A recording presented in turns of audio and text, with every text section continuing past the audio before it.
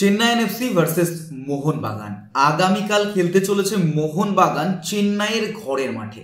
আরও একটা ম্যাচ যেটা কিন্তু মোহনবাগান তাদের হোম ক্রাউডের বাইরে গিয়ে খেলবে এবং জামশেদপুরের এগেনস্টে মলিনার কিছু ট্যাকটিক্যাল চেঞ্জেস বা ফার্স্ট 11-এ কিছু ভুল বলা যায়, যেটা অ্যাটাকিং মিডিওকে একসাথে একটা পজিটিভ স্ট্রাইকারের সাথে শুরু না করানো, Liston Colaco, Jamie Maclaren, Jason কামিন্সের কিছু গোল মিস। এবার অবশ্যই এই জিনিসটা থেকে বেরিয়ে এসে আলাদা কিছু করতে হবে, কারণ সেকেন্ড লেগে অনেক কিছু চেঞ্জেস হয় প্রত্যেকবার আমরা দেখি। এবং মোহনবাগান যেহেতু এই মুহূর্তে টপ কন্টেন্ডার লিগ শিল্ড জয়ের ক্ষেত্রে, তার বাইরে গিয়েও কোচ হোসে মলিনাকে এটা ভাবতে হবে শুধু শিল্ড নয়, কাপ চ্যাম্পিয়নটাও হওয়াটা দরকার। এবং সেই জন্যই কিন্তু অনেক বেশি চান্সেস মিডফিল্ডে আনতে হবে দিমি গ্রেগকে দিয়ে। তবে যদি মোহনবাগান একই ট্যাকটিসে যায়, সেই বিষয়ে আমরা মোহনবাগানের ক্ষেত্রে একই লাইন আপ রেখেছি, সেকেন্ড হাফে দুটো মিডফিল্ডার অ্যাড করা এবং 4-4-2-তে, এবং চেন্নাই এনএফসি 4-2-3-1 ফরমেশন, যেটা তারা চিরাচরিতভাবে খেলে থাকে। পুরোটাই নিয়ে এই ভিডিওতে একটু ডিসকাস করব কোন প্লেয়াররা থাকতে পারে, মোহনবাগানে কোন প্লেয়াররা থাকবে সেটা তোমরা অবভিয়াসলি জানো, তবুও আমরা একটু ডিসকাস করব যেহেতু দুটো টিম নিয়ে আলোচনা করব। তবে তার আগে ভিডিওটা অবশ্যই লাইক করো। প্রথম যে কথাটায় আসবো, দেখো হেড টু হেড স্ট্যাটস দেখতে গেলে গেম প্লেড কিন্তু টোটাল 9টা হয়েছে। চেন্নাই 2টো জিতেছে, মোহনবাগান 4টে জিতেছে। 6টা ম্যাচ আর 3টে ম্যাচ কিন্তু চেন্নাইয়ের এগেনস্টে ড্র করেছে মোহনবাগান। অন্যদিকে দাঁড়িয়ে চেন্নাই এফসি এবং মোহনবাগানের যে ফ্যাক্টগুলো রয়েছে, Mohun Bagan beat Chennai FC 1-0 in the reverse fixture. The mariners আর unbeaten, 1 win, 1 draw in their 2 games at the Mariner Arena against Chennai FC. Chennai FC have scored at least 2 goals in their 3 ISL games. তো সবকিছু কিন্তু মোহনবাগানের ফেভারেই যাবে এবং Dimi Greg maybe full fit, first 11-এ ঢোকার মতো। এবং আমরা যদি চেন্নাই এফসির লাইন আপটা দেখি, যে ফার্স্ট 11টা দেখি, সেখানে কিন্তু চেন্নাই এফসি 4-2-3-1-এ খেলে থাকে।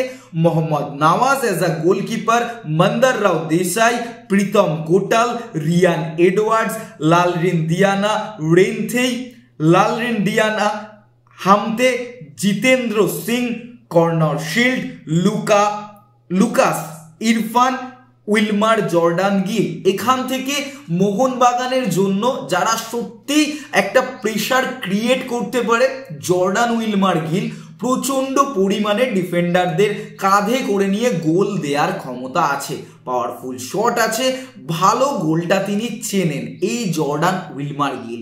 অন্যদিকে দাঁড়িয়ে কর্নার শিল্ড দুর্দান্তভাবে গেম রিডিং ক্ষমতা আছে।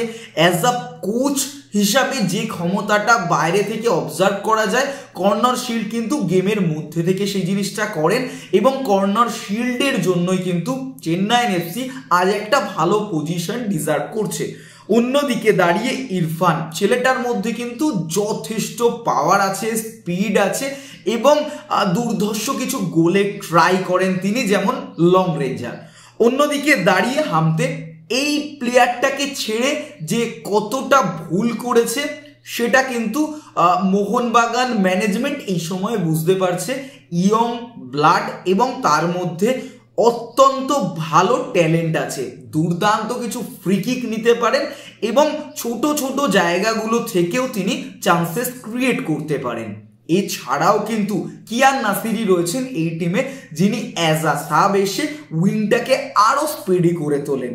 অন্যদিকে রিয়ান এডওয়ার্ডস এবং অবশ্যই প্রীতম কোটাল, মোহনবাগানের ঘরের ছেলে, কেরালা ব্লাস্টার্সে থাকলেও এ মরশুমে আবারও সেকেন্ড উইন্ডোতে কেরালা ব্লাস্টার্সে চান্স না পাওয়ার জন্য 2027 অবধি প্রীতম কোটাল নেমেছেন কিন্তু চেন্নাই এফসির প্র্যাকটিসে এবং তিনি মোহনবাগানের বিরুদ্ধে আবারও অভিষেক করতে চলেছেন।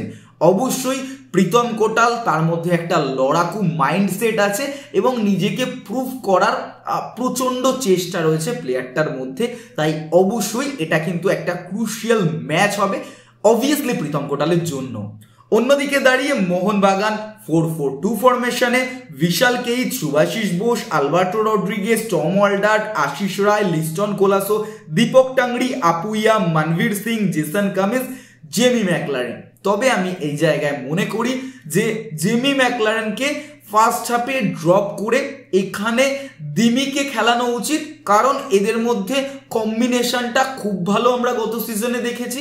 সেকেন্ড হাফে জেসন কামিন্স কে চেঞ্জ করে সেই জায়গায় জেমিকে এনে, বা দিমিও যদি ফুল ফিট না থাকে সেই জায়গায়ও কিছু চেঞ্জেস এনে এই পজিশনটায় অবভিয়াসলি গ্রেগ স্টুয়ার্ট মানে ফার্স্ট হাফে একটা সেট খেললো, সেকেন্ড হাফে একটা সেট খেললো অ্যাটাক এবং মিডিওর কম্বিনেশনে, তাহলে কিন্তু বেটার কিছু জায়গা ক্রিয়েট করতে পারবে মোহনবাগান, এবং খুব বেশিভাবে অপোনেন্ট টিমের কোচরা কিন্তু রিড করতে পারবে না এই কম্বিনেশনটা যদি চেঞ্জ হতে থাকে। তাই অবশ্যই দেখা উচিত কোচ হোসে মলিনাকে যে তিনি কতটা টেকটিক্যাল চেঞ্জেস এনে টিমটার মধ্যে ভালো একটা পাওয়ার জেনারেট করতে পারেন, এবং লিস্টন কোলাসোকে এটা অনেক বেশি করে বুঝতে হবে কতটা পরিমাণে বল হোল্ড করতে হবে, এবার তার থেকে বড় কথা বলটা কোন টাইমে ছাড়তে হবে, তাহলে কিন্তু মোহনবাগান আরো অনেক বেশি ম্যাচে ভালোভাবে লিড নিয়ে জয়টা তুলে আনতে পারবে।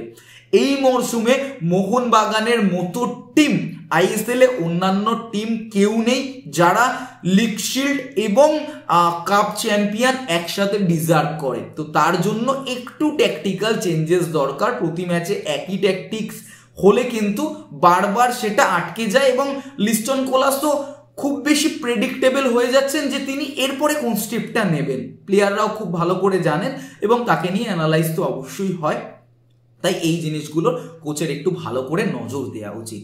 এই ছিল আপাতত, ভিডিওটা ভালো লাগলে লাইক করো, দেখা হচ্ছে আগামী ভিডিওতে।